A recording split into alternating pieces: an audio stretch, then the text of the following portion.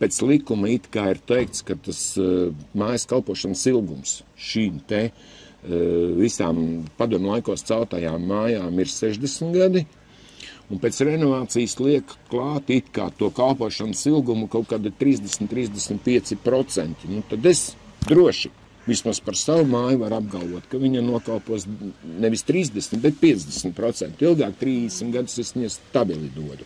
Protams, viņu uzturot nepārtraukti kaut kādā kārtībā, bet nu, tas ir to vērts, jo nu, kaut kur citur nopirkt es pat negribētu. Un kā jau es esmu daudziem teicis... Šitādā brīnumā dzīvot, vēl kaut kur citur. Man jau ir gandrīz jāprasa, cik jums maksā dzīvoklis šī mājā brīnišķīgajā. Ja kāds gribētu iegādāties manu dzīvokli, es viņu bez 90 000 neatdotu. Lūdzu. Sorry, bet māja tikko renovēta. Man ir papildus savu, tad, kad es to dzīvokli iegādājos 8 gadus atpakaļ vēl remontējot, es viņu savedu bišķi labākā kārtībā nekā visiem citiem standartā ir nosiltinot pirmā stāva grīdu.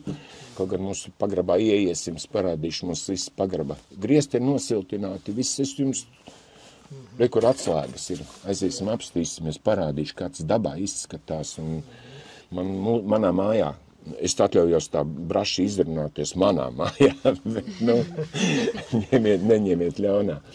Manā mājā nav neviena trubas gabaliņa, pareizāk caurules gabaliņa, tā būs latviskāk, kur būtu kaut kas no vecajām caurulēm palicis ūdensvadu sistēmās, apkures sistēmās vai nedod Dievs kaut kādās kanalizācijās.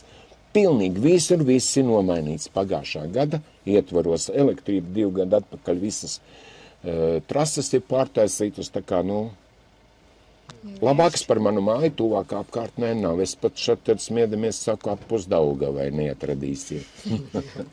Lūk, ar tādu pārliecību. Tas ir no sērijas, ja daram, nu tad daram. Nu, ko tad mēs te kārtīgi līdz niekojamies? galam. Nu, ja.